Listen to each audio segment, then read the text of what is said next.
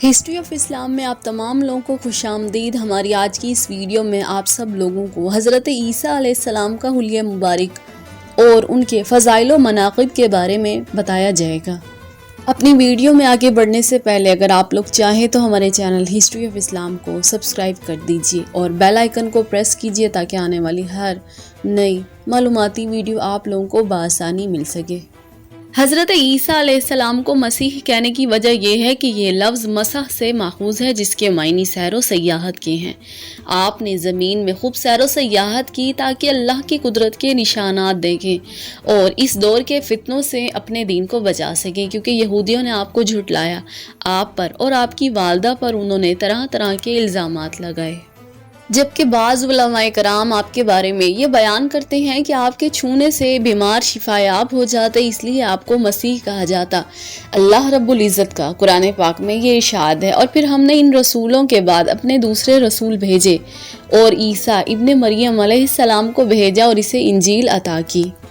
اللہ رب العزت قرآن پاک میں یوں بیان فرماتے ہیں، اور ہم نے عیسیٰ ابن مریم کو بھیجا اور ہم نے اسے روح القدس یعنی جبریل علیہ السلام کے ساتھ ان کی مدد فرمائی۔ عیسیٰ علیہ السلام کے فضائل و مناقب کے متعلق اور بھی بہت سی آیات موجود ہیں۔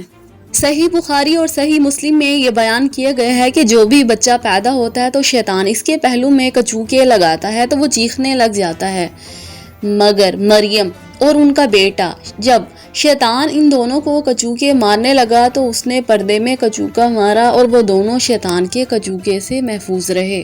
حضرت ابو ہریرہ رضی اللہ عنہ یہ بیان فرماتے ہیں کہ حضور صلی اللہ علیہ وآلہ وسلم نے ایک مرتبہ یہ ارشاد فرمایا، اسرا کی رات میری ملاقات موسیٰ علیہ السلام سے ہوئی تو وہ دبلے پتلے جسم والے گھنگریالے بالوں والے تھے، گویا وہ شنوا قبیلے کے لوگوں میں سے ہوں۔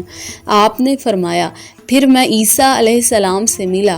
عیسیٰ علیہ السلام درمیانے قد کے سرخ رنگ والے تھے، ایسا محسوس ہوتا تھا کہ وہ بھی نہا کر نکلے ہیں۔ اور میں نے ابراہیم علیہ السلام کو دیکھا اور ان کی اولاد میں سے سب سے زیادہ ان کی شکل و صورت سے میں ملتا جلتا ہوں۔ حضرت عبداللہ بن عمر یہ بیان کرتے ہیں کہ ایک دن حضور صلی اللہ علیہ وآلہ وسلم نے لوگوں کے سامنے مسیحی دجال کا تذکرہ کیا اور فرمایا، اللہ رب العزت کانا نہیں، آگاہ رہو، مسیحی دجال دائیں آنکھ سے کانا ہے، اس کی آنکھ ایسے ہوگی جیسے کوئی ایک پھولا ہوا انگور ہے۔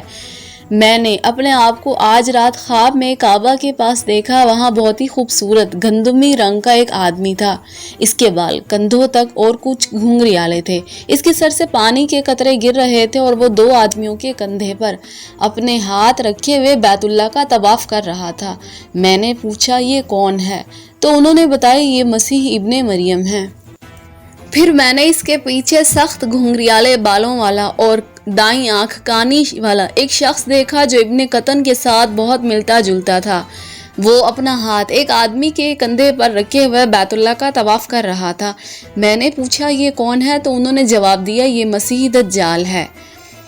حضور صلی اللہ علیہ وآلہ وسلم نے لوگوں کے سامنے مسیح نامی دو اشخاص کا تذکرہ کیا، ایک مسیح الہدا اور دوسرا مسیح الضلالہ، تاکہ مسیح الہدا یعنی عیسیٰ علیہ السلام کو پہچان کر مومن ان پر ایمان لے آئیں، اور مسیح الضلالہ یعنی دجال کذاب کو پہچان کر توحید پرست اس سے بچ جائیں۔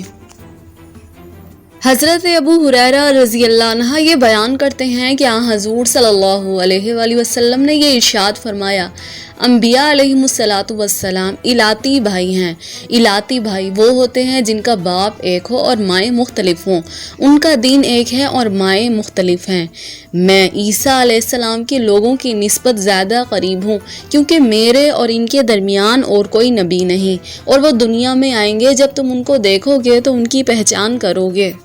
عیسیٰ علیہ السلام درمیانے قد کے سرخ و سفیدی مائل اور سیدھے بالوں والے ہوں گے، گویا سر سے پانی کے قطرے گر رہے ہیں، اگرچہ تری ان کو نہیں پہنچی۔ وہ دو چھڑیوں کے درمیان اتریں گے۔ عیسیٰ علیہ السلام صلیب کو توڑیں گے، خنزیر کو قتل کریں گے، جزیہ اس کو موقوف کریں گے، اسلام کے سوا تمام دینوں کو ختم کر دیں گے، پوری دنیا میں صرف اسلام ہی باقی رہ جائے گا۔